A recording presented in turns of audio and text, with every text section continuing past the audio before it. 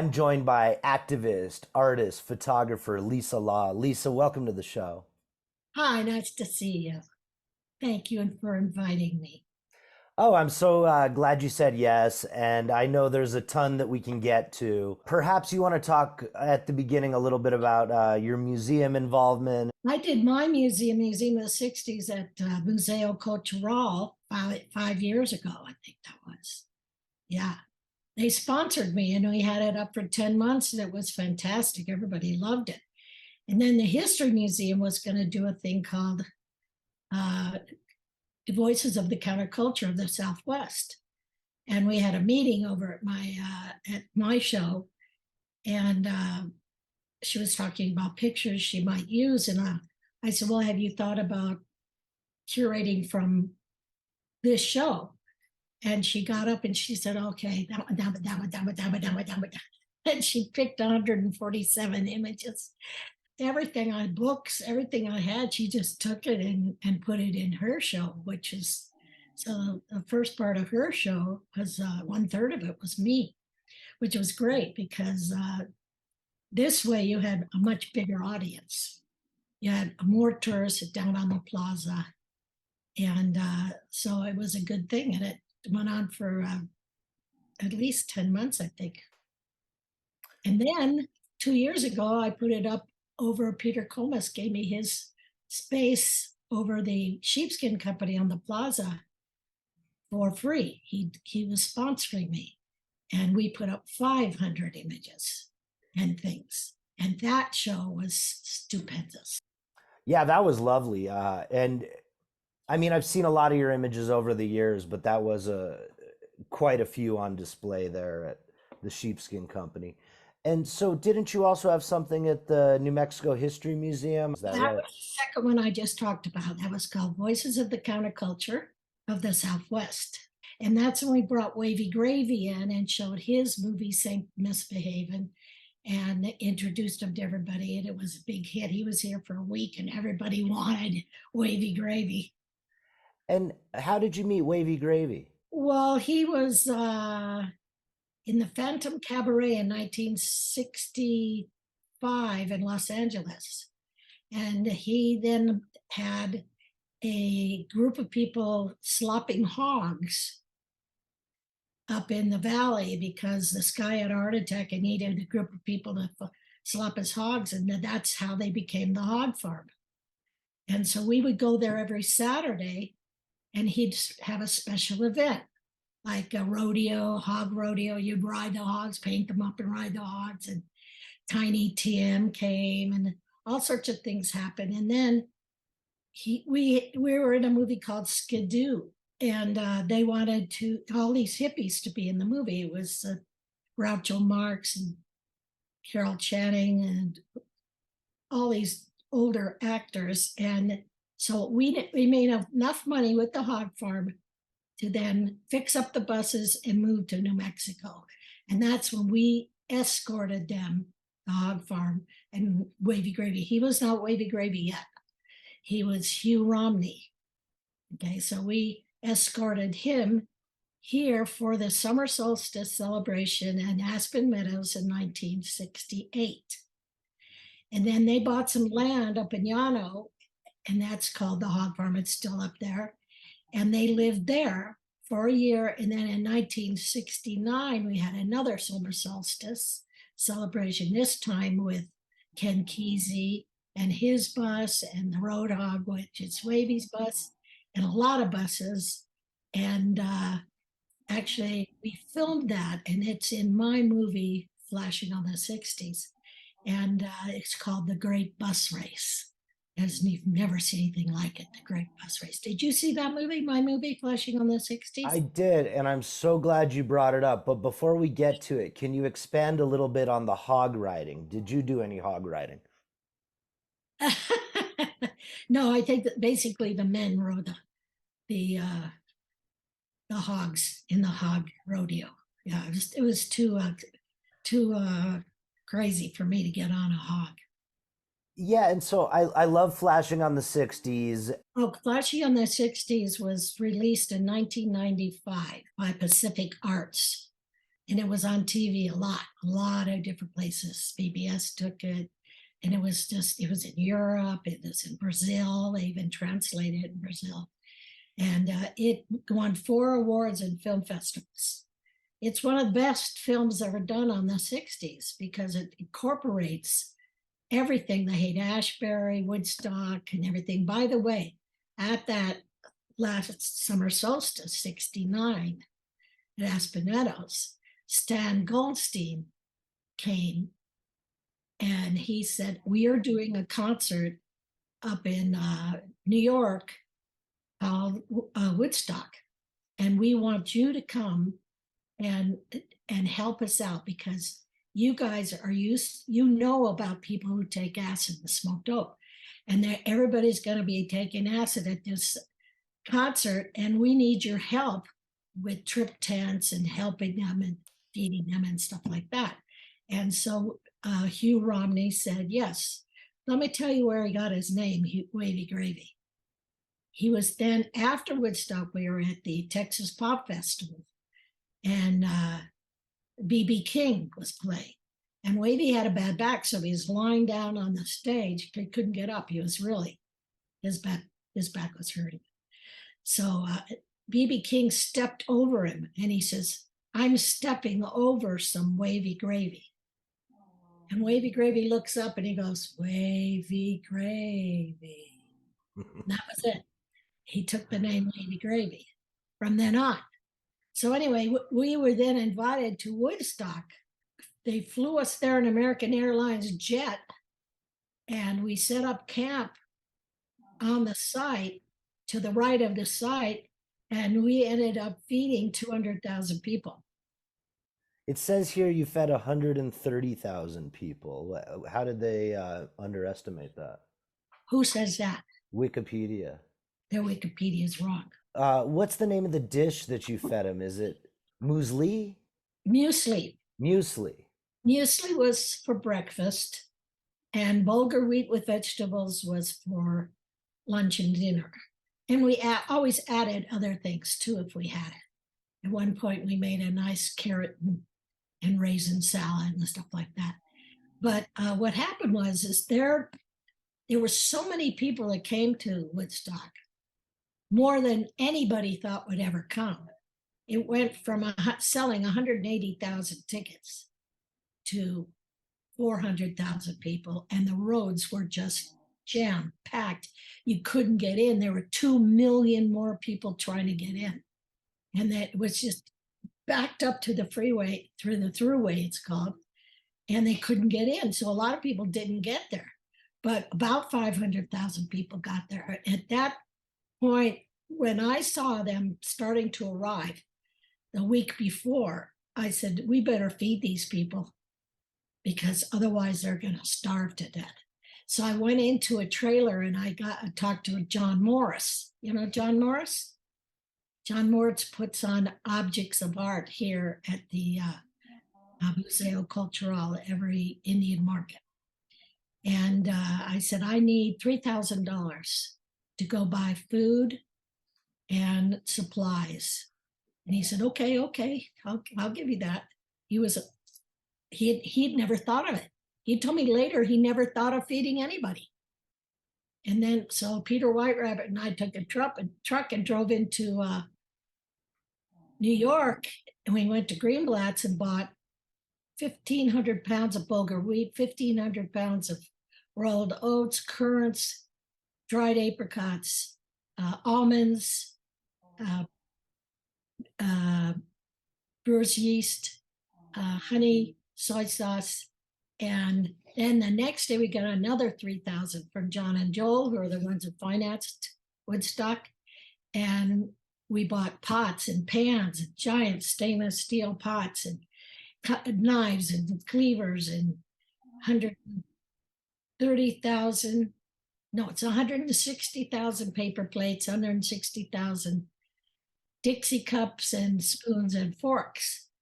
And we didn't have any left. So that's how many, that's why we know how many people we fed, is because all of our supplies were gone. The food, we still had some left over, which we gave to some communes, but we had no more paper plates left, and we fed off the side of the stage. That's when Wavy Gravy said, "What we have in mind is breakfast in bed for 400,000." That's one of the most important quotes in history, is when he said that. And we fed them sitting in the mud on their little plastic bags and their shirts, and we fed them right there because they didn't want to get up. They didn't want to leave their seat. Lisa, everybody, we're back. We're talking with photographer, activist, artist Lisa Law. Lisa, you were telling us how you fed 200,000 people at Woodstock with a little bit of help from Wavy Gravy The hog farm. and so how many people had you cooked for before that? Well, I had done some catering in California, but all you have to do is multiply times the amount of people that you see. I just saw so many people that were coming, and I said, it's not going to be a small crowd. And you guys have a few pots and pans and some rice. That's not going to do it. We're going to have to really get some major food here. By the way, when I got back from shopping in New York City, I took a flatbed. Peter White Rabbit and I took a flatbed, and we went out to farms and bought rows and rows and rows of food. So we had cabbage and corn and tomatoes and beets and bell peppers and stuff like that. So we brought that back, and immediately these kids that were kind of hanging around where I had designed a kitchen and 5 food booths, and it was built by the hog farm when I was in town. And these kids saw what was happening, what was coming in, and so they started cooking. They put on their apron and started cooking. I never had to cook. And Johanna Ra was in charge of the kitchen after I left, because she and I were in charge of the kitchen, but I had to go because I wanted to shoot a film of what was happening and stills.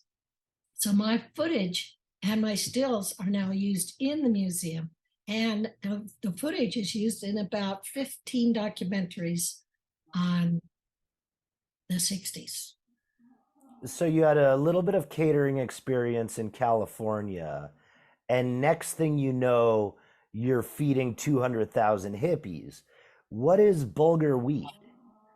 Okay, they are not hippies. These were not hippies. These were kids that saw the sign, saw the ad. They had short hair. They were in college. They were 17, 18 years old. These were not hippies.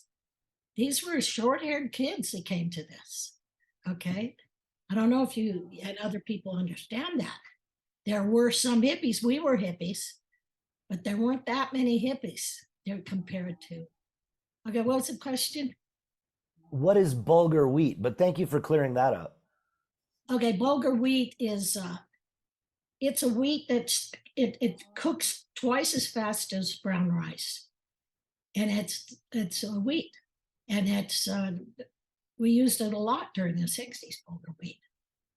And so we cooked that in these big pots. We had little stoves, those little that sat on top of the plywood, and then we had a propane tank attached to 10 of these. So we had 10 pots going at once. And then they would take them out to the feeding booths and bring them back, and we'd cook some more and more and more and more and more. And I got on stage on Saturday morning and actually announced it, that you could, if those concessions are out of food up there and they cost too much money, come over to the hog farm and we'll feed you for free. So they started trickling over, and pretty soon the lines were just huge, huge lines of people. And that's when we started really feeding the people, is because they were lined up. By that time, they were hungry. At one point, they wanted us to go out and collect money the first day from the people out in the field. And we came back to the promoters and said, "Do you want a good movie or a bad movie?" And that's when they decided to make it free, because they had been moved from a different location. They were kicked out of another location, And they only had 2 weeks to put up that huge stage at Yasgur's farm. And it was either finish the stage or finish the fence. So they put up some fence. They never put up the turnstiles, and kids just came and pushed the fence down and went in. So they never collected tickets or money. But we had sold, or the producers had sold 180,000 tickets in advance, thank God. And Warner Brothers was there, and they started shooting, and they went nuts because they saw what was happening. And the groups that were playing were outstanding. You know, Jimi Hendrix, Janis Joplin, Joan Baez, Ravi Shankar. It was Satya Dananda was there praying. The music went on, and the people would just sit there on their little spot that they had gotten and just sit there and listen and fall asleep and wake up, fall asleep and wake up, get a little food. Some people arrived with their friends and never saw their friends again. I just came back from the 54th anniversary of Woodstock. What we're doing now is we're interviewing people that went to Woodstock, and they're really old now. They're like 80, 75, 80, okay? And We don't consider that old. we find that by asking these people questions about what they did, that's when Neil Hitch, who's the head of Woodstock Museum, realized the hog farm fed everybody. He didn't realize that because knew he's only had that job for the last few years. But he didn't realize because of the hog farm feeding everybody, there was peace and love, and it was a peaceful event. That's why it's famous.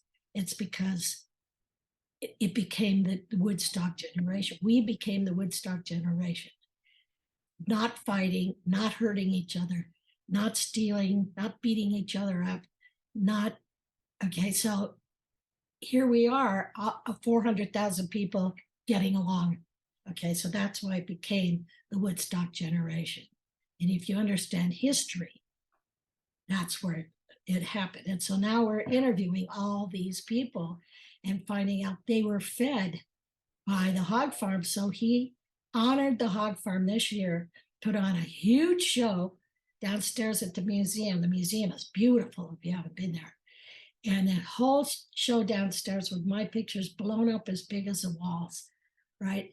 And they had me serving muesli, and they had me showing my film, and we brought in a band that played Bob Dylan, and it was just an amazing 5 days. I gave tours, took people out to where we cooked and fed them, and I just had a blast. So they honored the hog farm, and I was a spokesperson for the hog farm. So how did you meet Bob Dylan?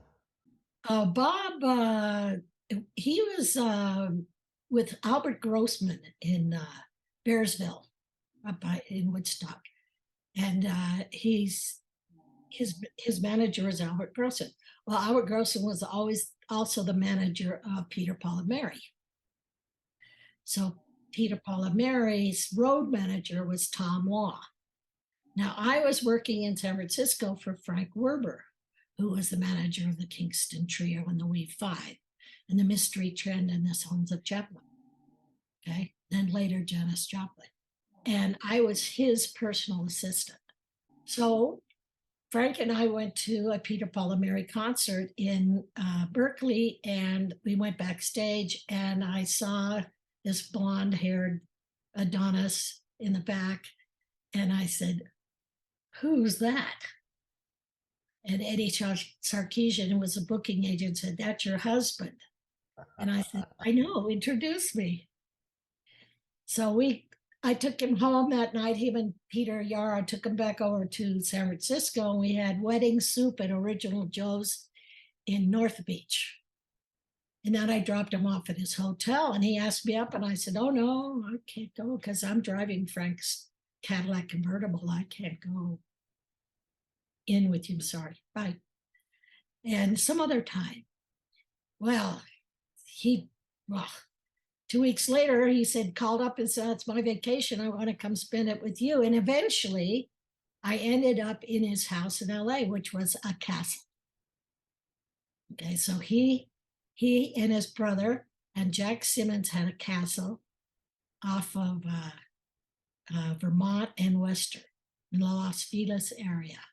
Now, because Tom was Peter Paul and Mary's road manager, Albert Grossman was the manager, Bob Dylan stayed with Tom at the castle. That's how I met him, is because he was coming out to California before he did his tour in Europe, where he was booed for going electric.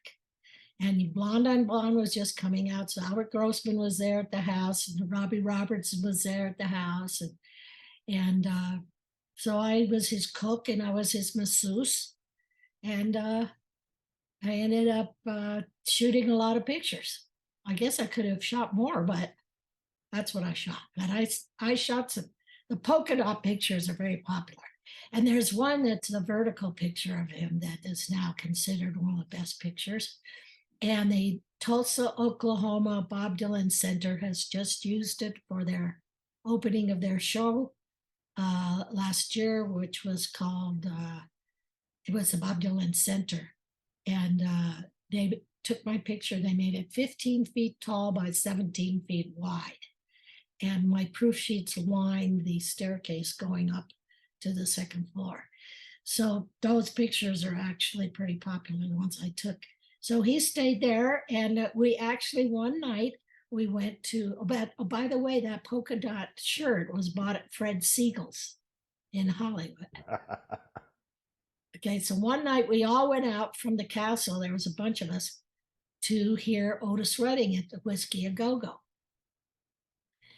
And if you look on the internet and ask for Bob Dylan, Lisa Law, Whiskey A Go-Go, you'll find the picture was taken of us sitting there. And then I got up when I saw Otis, went nuts. And I got up and I just started shooting like crazy. And those pictures were then used by Atlantic Records for his promo.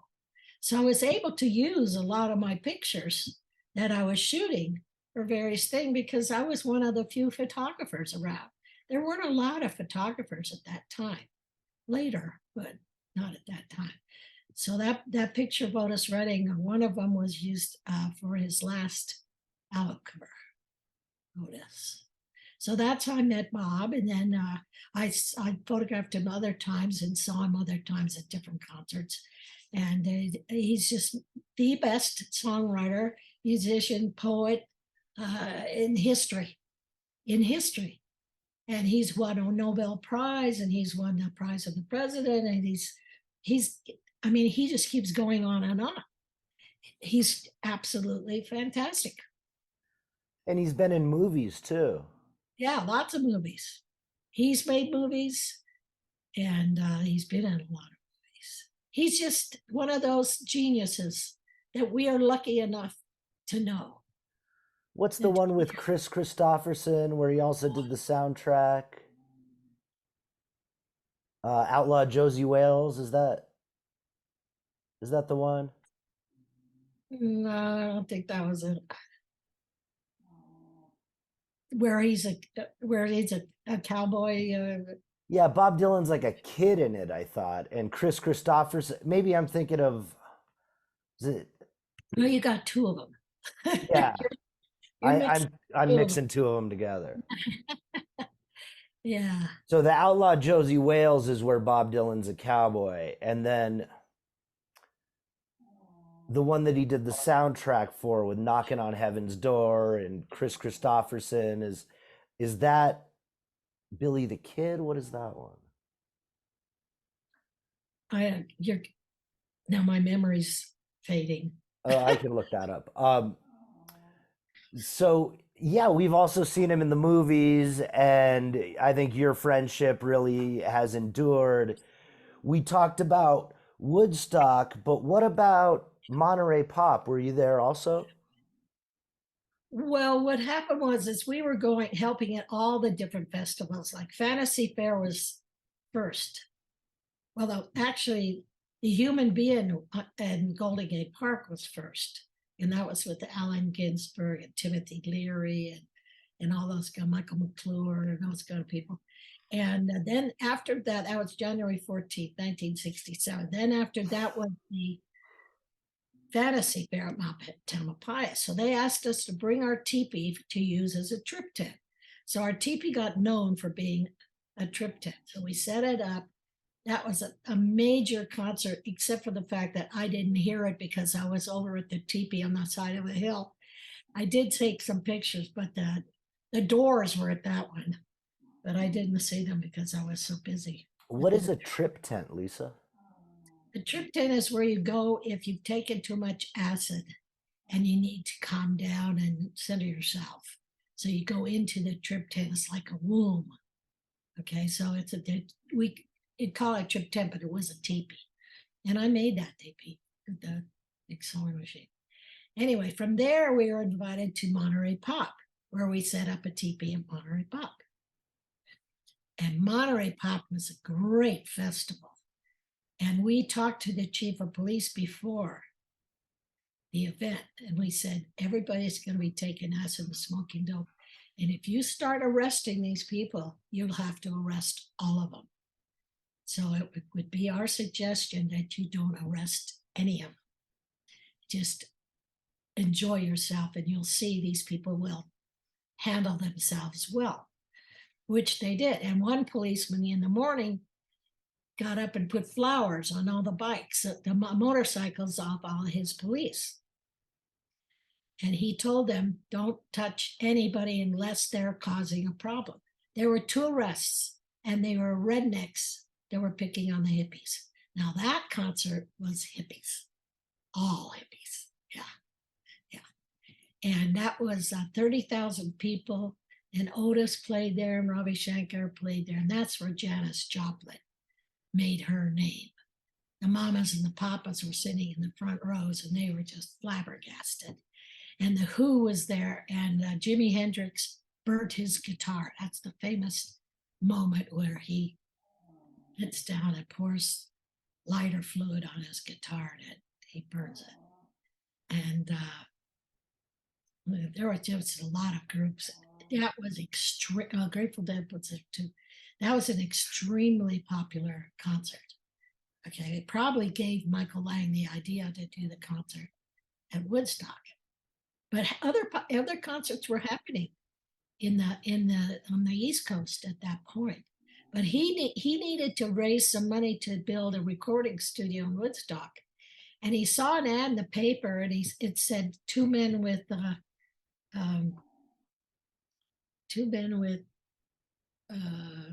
lots of money, or something like that. And he called them up, and that was John and Joel. And that's how it was paid for. That's why it was a big festival. And John and Joel invested in it. He didn't have the money. He was selling pot paraphernalia in Florida at that time. Had a head shop. That's what he was doing. And so you also photographed the Grateful. Oh, go ahead. Yeah, I photographed the Grateful Dead a lot, but I wanted to tell you about my other museum. I've been going down to Yalapa, Mexico for years. I got there in 1961. I was sailing to Acapulco on a Gafford schooner. And I fell in love with it. And Tom had gone there separate from me. And we decided after the castle, we'd go down and live in Yalapa and build a palapa and have babies and raise kids and live there fishing and carrying on like that. And we went down there, and I started photographing. Well, we ended up coming back, doing the Haight-Ashbury, doing all those concerts, moving to New Mexico. I broke up with Tom, but then I kept going back to Yalapa. And I've taken enough pictures of Yalapa to actually show the history of what happened, how it grew. And so I put on a show there, a photographic exhibition on the beach. And a young lady who was there helped me raise the funds, and we built a museum. It's a long story. I'm actually writing a book on it right now of how we got to that point. but that we just celebrated our 4th anniversary of the Yalapa History of Art and Culture Museum, which also houses the kids community center doing arts and crafts. And we show a movie of the older people talking about what they did to make money back in the old days. So that museum is my love. I go there every winter because it's too cold here. And I go down there every winter and I'm the curator. So I get to be on the beach and at the museum for 4 months out of the year.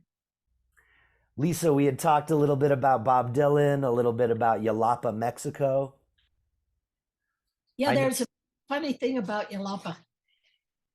A lot of people that come into the museum are tourists, and they said, we hear that Bob Dylan used to live here. And I said, well, he came here and he stayed with the Shapiros on there. They had built a beautiful hacienda.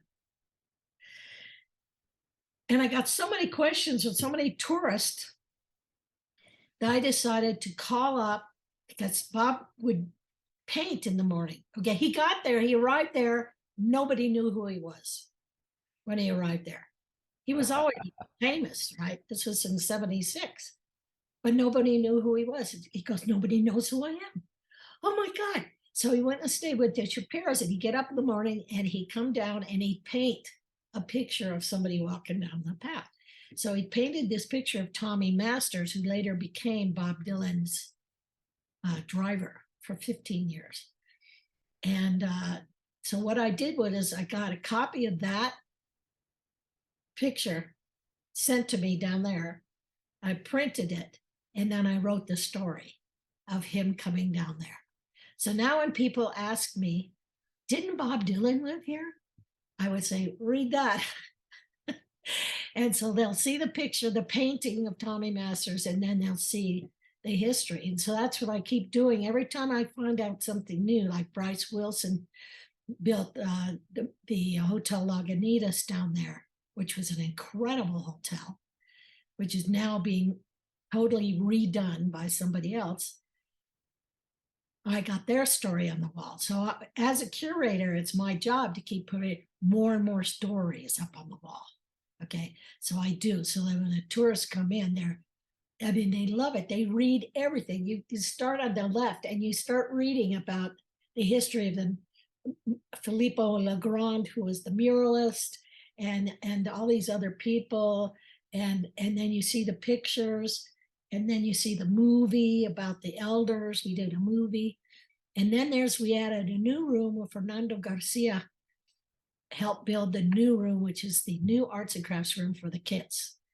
So it's become a community center, basically. And they do yoga in the morning outside on the plaza, and they do arts and crafts during the day. And they love it. I mean, they can't stand it if it's not open. And if they come up at 3 o'clock in the afternoon, they go, are you open yet? Can we come in? And they'll come in and go right to their room. It's just huge. And they'll paint and make food. We teach you how to cook food and stuff like that. So it's become a wonderful community center. And we are now, it's, what's it called? Nonprofit. There you go. It's now nonprofit.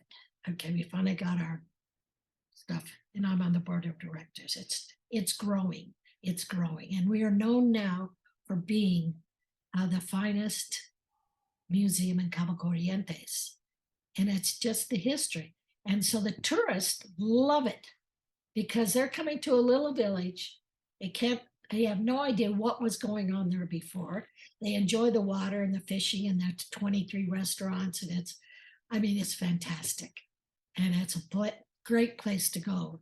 If you're in a cold winter, a lot of people from Canada come down. And you fly to Puerto Vallarta, and then you go to Los Muertos Pier, and you take a boat. You can only get there by boat.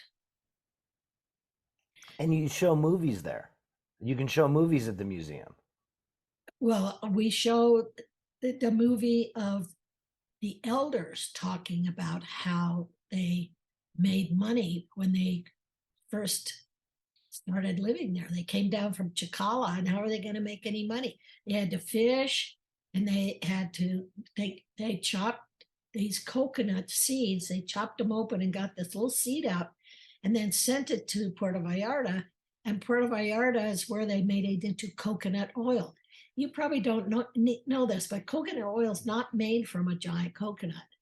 Coconut oil is made from a seed of a different coconut tree that you have to break the seed open, and inside it looks like an almond. And in there is the oil.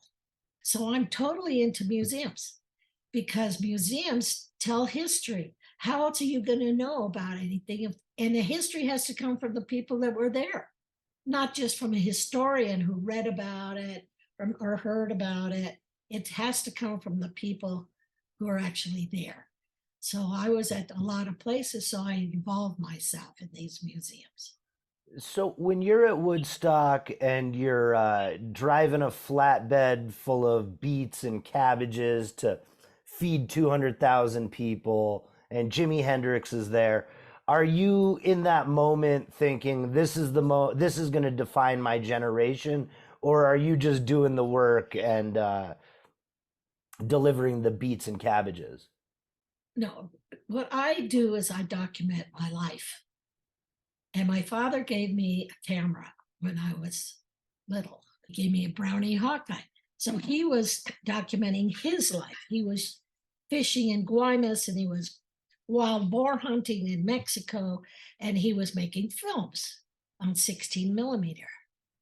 Well, I would watch him do that. He gave me a camera. So, of course, he's my dad. So I started photographing, taking pictures of my life. Now, this camera is 120, not 35 millimeter. It's 120. It's a larger format. Okay. That's when I shot the picture of Yalapa. When I left, when I was sailing down there in 61, I shot 4 pictures of Yalapa and put them together, which is now a mural on the front of Yalapa. So I would take pictures of my life, and I never quit taking pictures of my life. Yesterday, we fed the homeless. Robert F. Kennedy Jr. on 9/11 said we should do something for the community on 9/11. And so Katie and I went out and fed the homeless on Cerritos and all over. Did you know his father, Bobby Kennedy? I well, I never met his father, but I met him because we campaigned for Obama. So Robert F. Kennedy is running for president right now, which I believe is fantastic. He's brilliant. So if you go to his site or on X, you can see him talking too. He is going to do something for our country. He's going to get it back on track. And a lot of people say, oh, he's in this and he's in that. And I said, no, he's wonderful. So if you look him up and watch what he's talking about, you will understand that this man should be the president of the United States in 2024. Well, and his dad was a real peacenik and really into civil rights. Do you think he carries that tradition on? Absolutely. That and his uncle, Jack Kennedy. Yes, he as part of that family. That family was taught to take care of the middle class people and the hungry people. That's what they were taught. Okay. And that's why they wanted to be president and senators, is to help promote that feeling. And so he sees the problem we're in right now. We're kind of messed up right now. And it's kind of crazy. Okay. And he says, we're going to straighten this out, and we're going to take care of the environment. We're going to take care of the middle class. Right there, the middle class can't even afford to put food on their table. Okay, he says, we got to change that. So there's a lot of things he's doing. And now my car's covered with magnets of pictures of him. And I'm going full bore promoting him because I believe he could do it. He's the only one who could do it. And do you worry that he's running in the Democratic primary since we found out from the lawsuit that they don't really count the votes? They just kind of pick somebody and they're a private corporation. That was what the lawsuit brought against the DNC brought to light. Joe Biden is having trouble with his health, and I don't think he'll make it out through the rest of uh, his time as president. Oh, that's a good question. Why won't he debate Robert Kennedy Jr.? Scared to death of Robert Kennedy because Robert Kennedy did put him under the table. I mean, Robert Kennedy is so brilliant, and Joe Biden is not brilliant like that. Okay, and so Robert Kennedy has a lot to to argue with him about. He can tell you what's happening, whereas Joe Biden can't. But it's been great talking to you, and I'd love to do this again. I can't wait, Lisa. Thanks so much. Everybody, this was Lisa Law, photographer, activist, artist, and we'll see you next week.